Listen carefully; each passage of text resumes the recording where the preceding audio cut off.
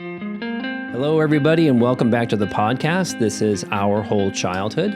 I am your host, Patrick Tian, and this is the podcast where we discuss everything childhood trauma, from the issues that we experience to the stuff that comes up in our families and to the healing work that we're all trying to get done. If that's interesting to you, let's check out this episode.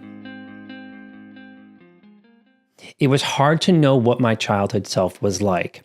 I really had to work backward, and I'm going to explain that in a little while. So let's start with some questions first for you that you might have thought over the years about having a lost childhood personality in context of your childhood trauma.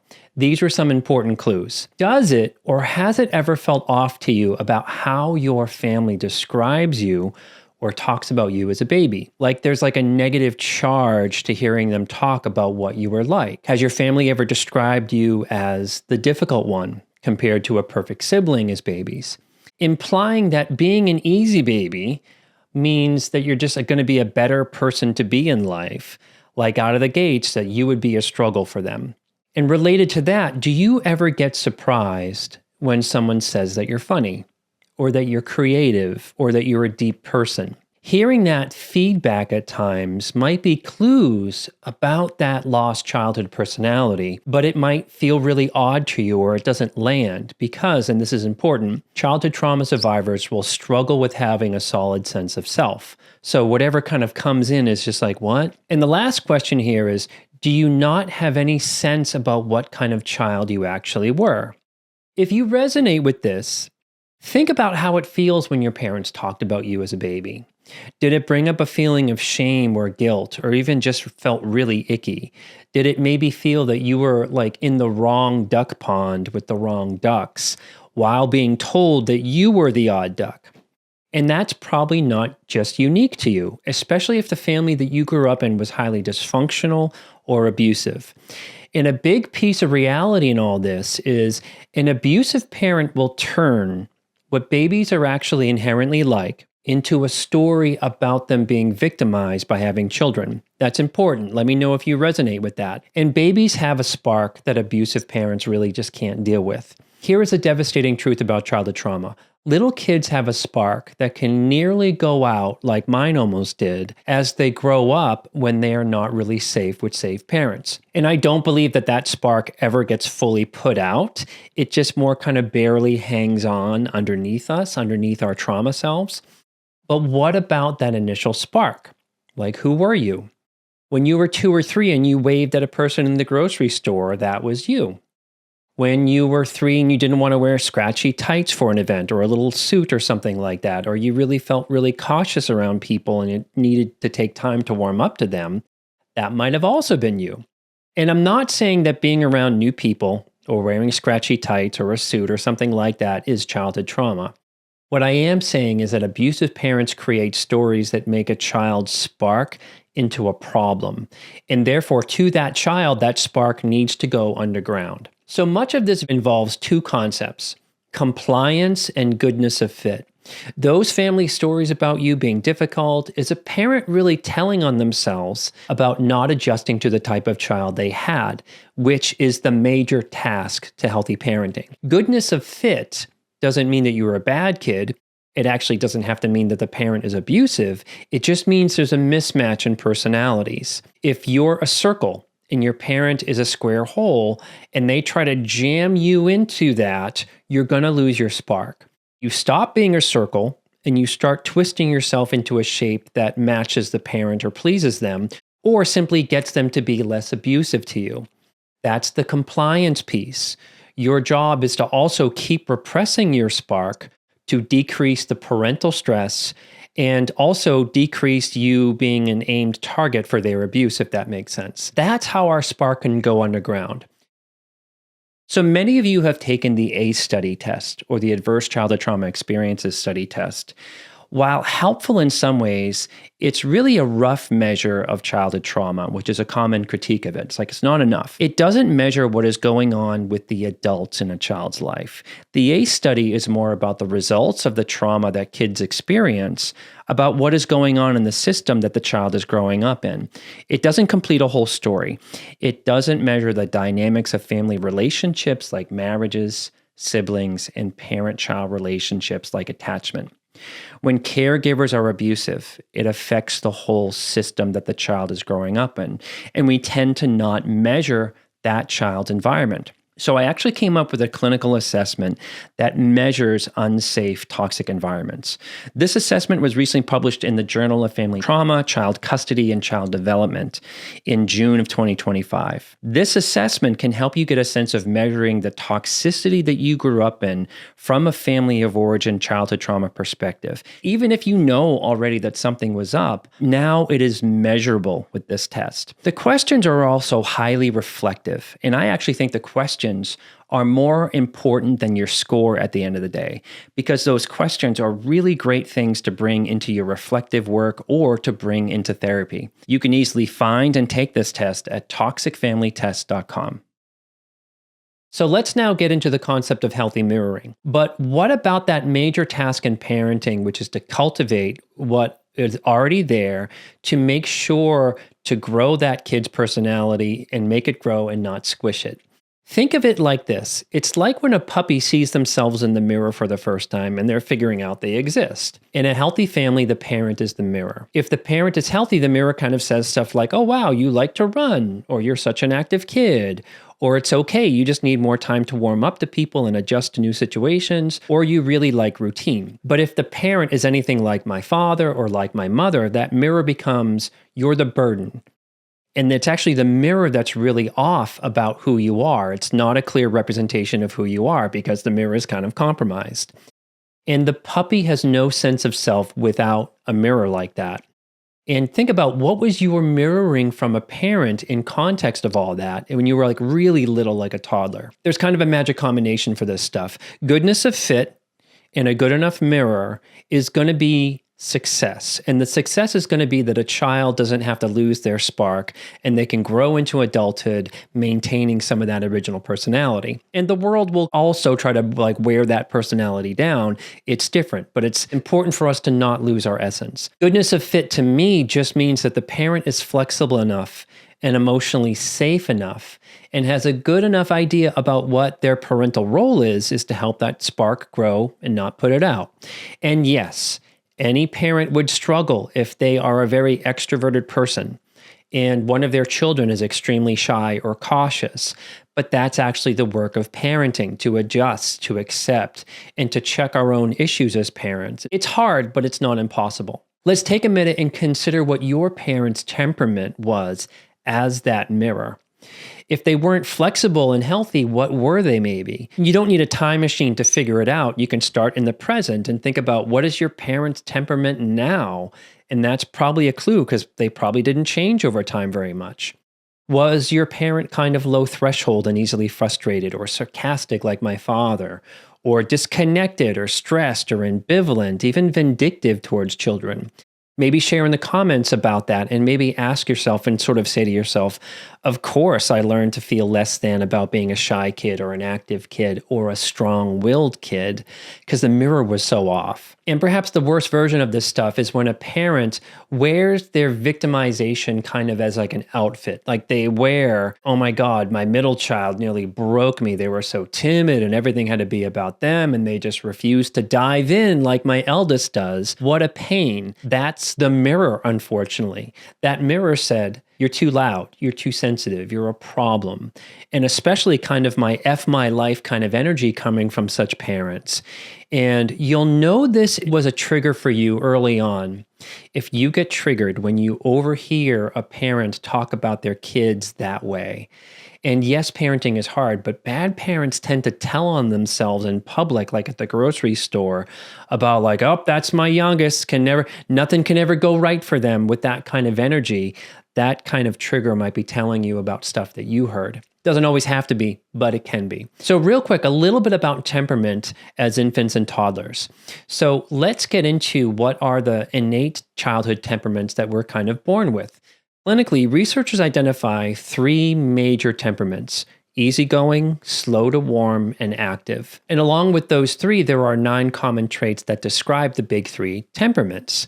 Things like activity level, distractibility, intensity, regularity, sensitivity, approachability, adaptability, persistence, and mood. Each of the big three can have aspects of some of those 9 traits, and you can find info about this in a clinical assessment called the Infant Toddler Temperament Tool, or the IT3.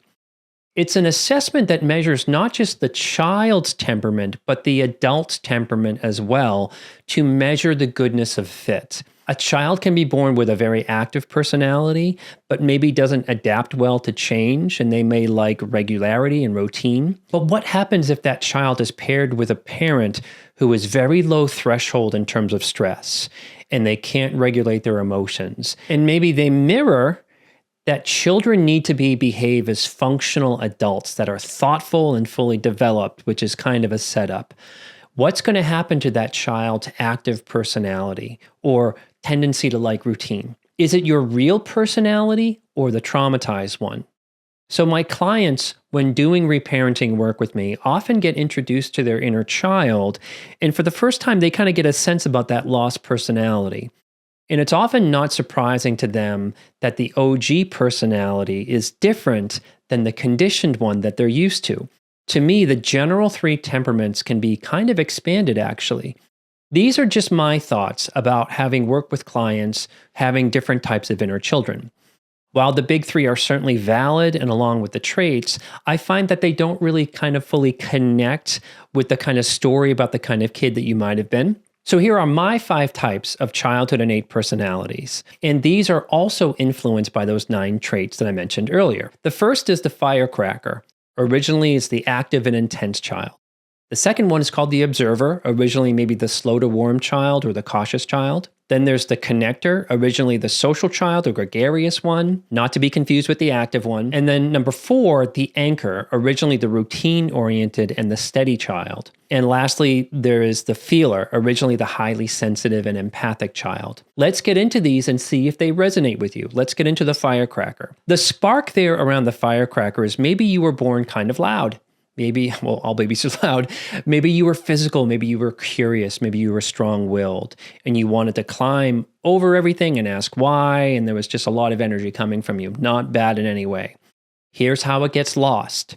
In a shame-based, controlling, or low-threshold home, this energy was maybe dangerous and triggering to parents, where you were labeled like the monster or the problem or hyper or I can't deal with you kind of stuff. It could also be a parent having a big personality and being in competition with your firecracker energy, like it was maybe a clash of personalities that the parent refused to adjust to, and they were triggered by you. So here's what the trauma personality might have been adopted to the firecracker is: you might feel like you're a burden to others by expressing yourself, or think that big personalities are for other people but not you.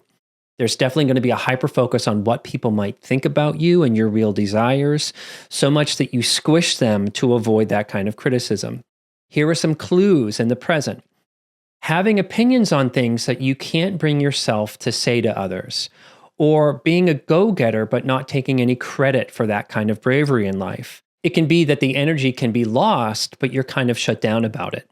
So let's move on to the second one, the observer, the original slow to warm, cautious child. So the spark here is you were deeply thoughtful, careful, and needed time to assess safety before jumping in. Like you weren't exactly all afraid, and maybe you had some wisdom there underneath. You just needed time. Here's how that gets crushed. Impatient or neglectful parents who shamed you for being shy or weak or antisocial. They forced you into situations without really supporting you in that. And that you didn't have a process and it got obliterated about needing time.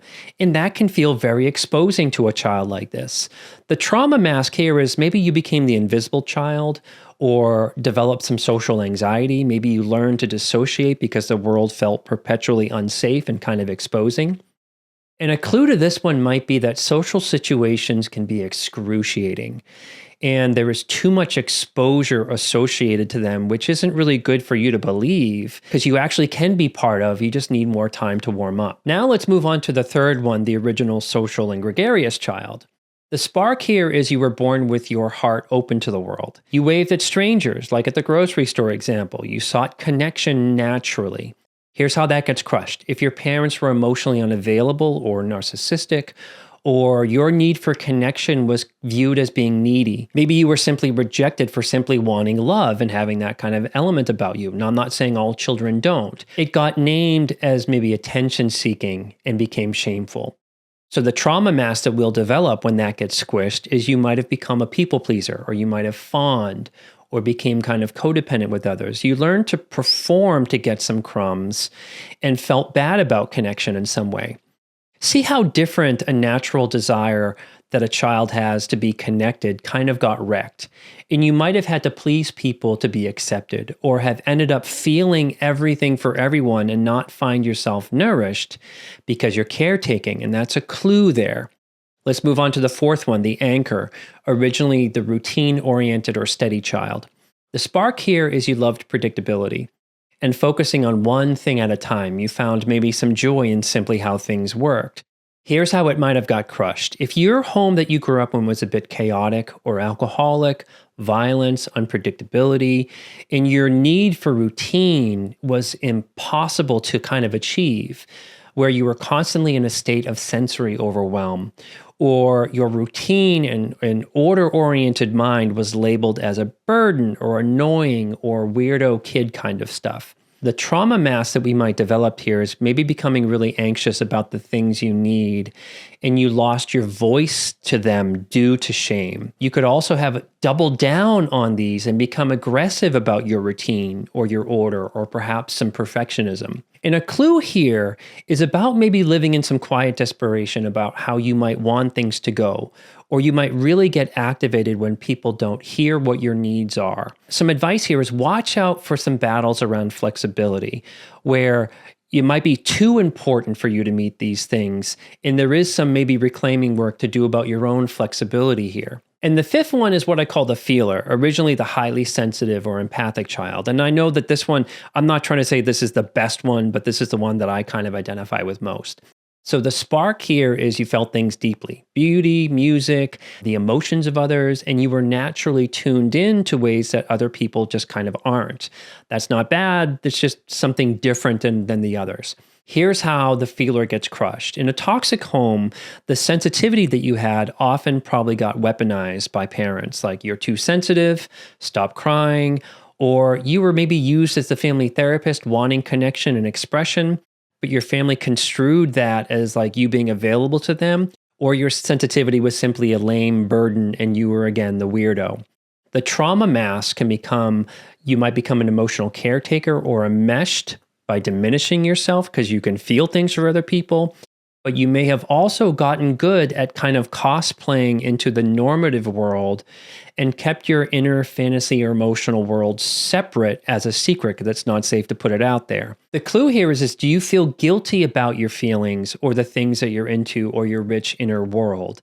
And you maybe hide that stuff and you still identify that stuff with being the weirdo, instead of seeing it just simply as who you are and kind of a gift in a way of being a deep feeler. So let's take a minute and recap with all this stuff. One is you were born with a spark, and that gets lost when a parent is abusive due to poor goodness of fit, and they require compliance versus just being yourself. The second piece is it's hard to know what that lost spark was.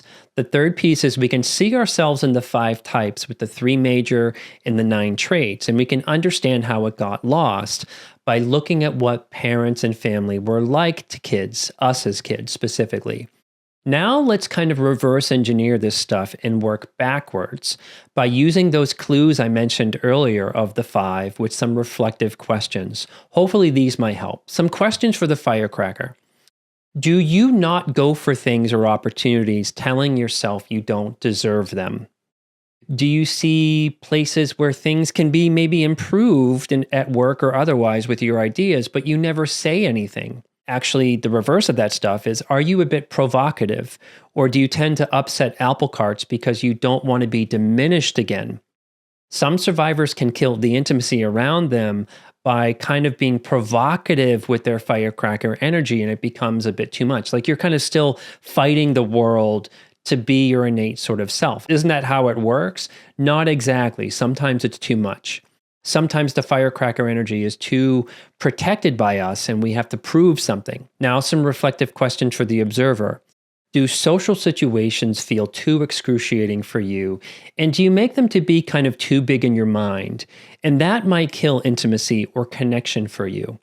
Do you shame yourself for not being extroverted enough? Or do you shame yourself for being too quiet? Some people are extremely present if they're quiet. It doesn't mean that they're not there. It just means that that's kind of who they are. Here's some reflective questions for the connector. Do you really put yourself out there and want connection, but do you feel shame about doing so? Do you kind of want to party, but end up worrying about how all the other people are connecting at the party?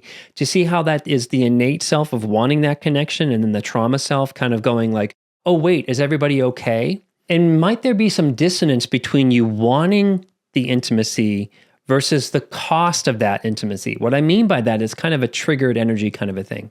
Let's just say you had a parent that sourced bad connection. They only connected in the negative. What if they were like a gossip or extremely negative? Think like a party pooper.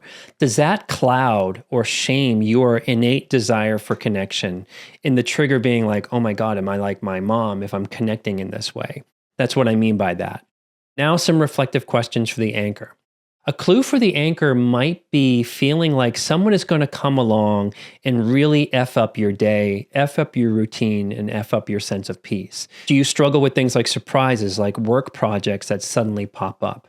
Are you preoccupied with anticipating chaos that's going to take away your peace? These things can be twofold. You could have been a child that loves structure and then grew up in an acutely chaotic home. So it's a twofold issue. It's like the trauma and the innate personality, not just one or the other, if that makes sense. Like you have a desire for the structure and the routine and feel good about that. But then there's this kind of double whammy about growing up in chaos, which is applicable to all of these. And lastly, the reflective question for the feeler is, do you have a rich inner world? Are you extremely emotional in your thoughts? Are you the least understood or conforming member of your family? Do you overly focus on how different you are with other people? Like it might not be a good thing, but that is kind of like you maybe projecting your family on the rest of the world, that you might always be the weirdo in life, so why bother? All of those questions might help you look towards that lost personality. And as we work on ourselves and become more integrated, imagine if your inner child, or your subconscious, if you like, was helped in embracing your younger self. And not only that, embracing being the feeler, or the slow to warm up, or the anchor, or the connector, or being a firecracker. In addition, wouldn't it be amazing if you were just well adjusted by those things? And finally, meaning, what if you could be a healthy mirror to yourself and be comfortable in the world, knowing yourself and accepting yourself? Here are some final thoughts. Let's come back to the picture of me at 4 compared to the picture of me at 15. Coming back to that lost personality as an example, for my traumatized self, I wasn't fully in my body. I was already engaging with coping with substances. I desperately needed to be saved by a connection with a girlfriend. I was extremely shut down. Was that my personality? Was that who I was, kind of needy and addicted and insecure? No, those were my reactions to the trauma going on around me, or trauma responses, if you like. And those get so loud, though, they kind of stick, and we confuse them for our personality. Trauma responses have actually nothing to do with innate personality, but they are the major thing that we confuse our innate personality with. So in most of my work, and nearly every YouTube video, every live event, every live Q&A in my membership, I help people working on reparenting their inner child around a childhood trauma stuck place, or an issue that you're having in the present, or an ongoing trigger that you might be having. And the resource I talk about most is something I learned from my mentor, Amanda Curtin, as one of her clients in the way back in the late 1990s. And that tool is dialoguing. Dialoguing is talking with our inner child on paper, using your dominant hand and your non-dominant hand. Your dominant hand is going to be representing your wise adult self. And yes, you have one. We all have one. That's the part of you that seeks out these podcasts and these resources. And that adult self talks with your inner child, who can be stuck on an issue. And you can think about that part as the part of you that might be worried about what's going to come up in a podcast like this, or worried about if people like you, or worry about if you're ever going to kind of like achieve what you want to achieve. To teach dialoguing, which is a really powerful tool that can reduce your triggers from days to hours, I've put together a very simple and accessible course. In that course, there's an instructional PDF workbook about how to do the dialoguing and an accompanying video along with some slides for the teaching of it. With your dominant hand, you check in with your inner child about an issue, or just because you want to connect with them. It's really like being a real parent, except in a healthy way from what you had experienced in childhood. It's really a discussion with your subconscious by activating both of your hemispheres of your amazing brain. And the best part is the conversation alone between your dominant hand and your non-dominant hand on paper can actually help you regulate, because you're doing something called bilateral stimulation, which is the same engagement principle used in EMDR therapy. If you're interested in connecting with yourself, in hearing from your inner child in their own voice about their feelings and stuff that's going on and stuff that did happen, you get a deeper sense of your emotional history, you can really check out this course. You can find the Dialoguing Reparenting course at patricktian.com/reparenting. Here are some quick ideas that you might have been wondering. Yes, if therapy is available to you, working on childhood trauma is going to greatly help you feel more connected to your younger self. Another thought is, I think good therapy is like jump-starting that lost mirroring. But make sure the therapist that you're seeing is aware of childhood trauma, gets childhood trauma, and even better, it's their only focus in the type of therapeutic work that they're doing. And yes, there could be other factors at play with these personality ideas to consider if you're neurodivergent. And I'm not an expert in neurodivergence, but it does need to be addressed and be considered. So to close, I had to go back and tell that 4-year-old me that it was okay to be himself. Not only is it okay to be himself, but primarily as the feeler child, rediscovering that part of myself to my personality led to many things. It led to me becoming a therapist. That also led to me being in tune with other people and understanding them and understand what they went through. That led to me being in tune with others and understanding to a point that there was a YouTube channel that is now connected with people through 76 million views over the course of a 6-year lifetime. So it's really good to be the weirdo. It's good to be that odd duck if you identify with that. Embrace it.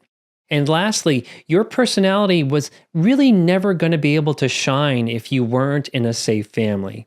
So never blame yourself for covering it up or making it go underground, but just don't let it kind of stay that way. And as always, may you be filled with loving kindness, may you be well, may you be peaceful and at ease, and may you be joyous. And I will see you next time.